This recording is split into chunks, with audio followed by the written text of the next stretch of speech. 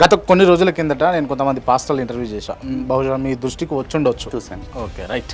Okay, అందులో కొంతమంది పాస్టర్లు మాట్లాడినటువంటి అంశాలను మీ దృష్టికి తీసుకొచ్చే ప్రయత్నం కోసమే ఇంటర్వ్యూ. మీరు ఫ్లడ్స్లో ఉన్నారు, ఫ్లడ్స్లో మునిగి వెళ్తూ ఉన్నారు, 4 రోజులు అవుతుంది, అన్నం లేదు మీకు, తీసుకొచ్చి మేము పులిహోర, వినాయకుడి గారి దగ్గర పెట్టిన పులిహోర తీసుకొచ్చి మీకు ఇచ్చిన, తినరా అని అంటే, తెలియకుండా అయితే తింటా, తెలిస్తే అయితే తినా అని. చచ్చిపోతారు ఇంకా మీరు గంటలా ఇక తినపోతే అని అంటే, అసలు చచ్చిపోయినా పర్వాలేదు అని అన్నాడు. ఆడు 2 తెలుగు రాష్ట్రాల్లో ఉన్న ప్రధాన దేవాలయాల ప్రసాదాలన్నీ తెప్పించుకుని కూర్చోబెట్టుకుని, ఇదిగో ఈ పలానా పులిహోర, ఇది పలానా దేవాలయానికి సంబంధించిన లడ్డు. నమస్తే అన్న. జై శ్రీరామ్. జై శ్రీరామ్ అన్న. జై శ్రీరామ్. జై శ్రీ ఆంజనేయం. జై Shri Anjaneyam. Praise the Lord. Praise the Lord Rama. Praise the Lord Jesus. Praise the Lord Rama. Praise the Lord Rama. మీకు రాముడు గొప్పనా యేసుక్రీస్తు గొప్పనా అంటే? అన్డౌటెడ్లీ రాముడే గొప్ప.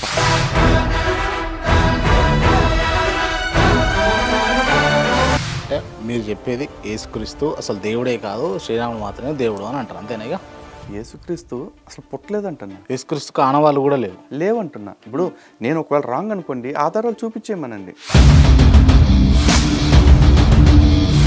సరే, ఇప్పుడు బైబిల్లో మీరు చాలా వరకు బూతులు ఉన్నాయి అని చెప్పేసి కొంతమంది చెప్పారు.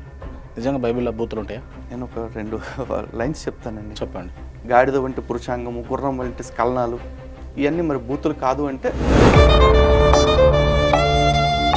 అంటే మీరు అలా ఉన్నప్పుడు కూడా బిలీవ్ చేయలేదా యేసుక్రీస్తు ఉన్నాడు? అక్కడ ఉన్నప్పుడు బిలీవ్ చేశాను కాబట్టి అన్నాళ్ళు కంటిన్యూ అయ్యా. ఎప్పుడైతే వీళ్ళు రిపీటెడ్గా నేను మారిపోయిన వాడిని కూడా విడిచిపెట్టకుండా వెళ్ళి నేను ఎప్పుడైతే కరుడుగట్టిన క్రైస్తవుడిగా మారిపోయానో, వీళ్ళు అనలే జై శ్రీరామ్ అనొచ్చా? ఒక క్రైస్తవునిగా ఉండి అనొద్దాం? క్రైస్తవుడు అనుకుంటే మాత్రం అనకూడదు ఖచ్చితంగా. విజయప్రసాద్ రెడ్డి అనే వ్యక్తి ఆయన హిందూ సమాజం మొత్తాన్ని టోకున బొట్టలో వేసుకుందాము,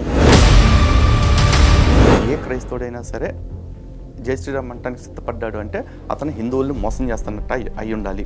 లేదు అంటే అతనికి క్రైస్తవ్యం మీద విరక్తి వచ్చేసి బయటకు వచ్చే ఆలోచనతో అన్న ఉండండి.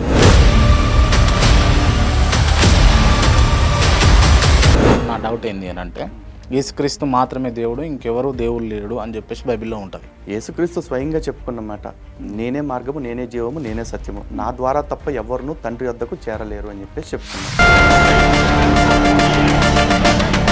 వాళ్ళ తండ్రి దేవుడు, వాళ్ళ తండ్రిని చేరుకోవటానికి ఇతను జస్ట్ మీడియేటర్ మాత్రమే. ఇంకా లిటరల్ లాంగ్వేజ్లో చెప్పాలంటే బ్రోకర్. చచ్చిపోయేటోళ్ళని లేపుడు కావచ్చు, లేకపోతే చచ్చిపోతున్న వాళ్ళని లేపుడు కావచ్చు, లేకపోతే పెరాలసిస్ వస్తే లేపుడు కావచ్చు, ఇవన్నీ జరుగుతాయి కదా. ఇప్పుడు మీడియా ముఖ్యంగా కాబట్టి మాట్లాడలేదు, కానీ పర్సనల్గా అయితే నేను చెప్తా, సువార్తలకి శవాలు లేవవు కాదు, సువార్తలకి ఇంకేది లేవదని చెప్తా. ఇప్పుడు అంటే వాళ్ళంతా దొంగలే, ఒప్పుకుంటాను. ఆ దొంగనా డాష్ గాళ్ళ గురించి నేను మాట్లాడతాను. ఆడ మగవాళ్ళు అంటే ఆ పనులు చేయకుండా ఉంటారు, లేకపోతే అది తెలియకుండా ఉంటారు అని అంటే మీరు వాటి గురించి మాట్లాడండి అన్నట్టుగా తను సవాల్ చేయడం జరిగింది. మరి ఎవరన్నా ఆడవాళ్ళు మగవాళ్ళు రోడ్ల మీద ఇప్పుకుని తిరిగారు అనుకోండి, మర్మంగాలు కనపడేలాగా, అందరికీ ఉన్నాయి, వాళ్ళకే ఉన్నాయి, మీరు చూపించుకుంటే వాళ్ళు చూపించుకుంటున్నారు, మీరు సరిపెట్టుకుంటారు.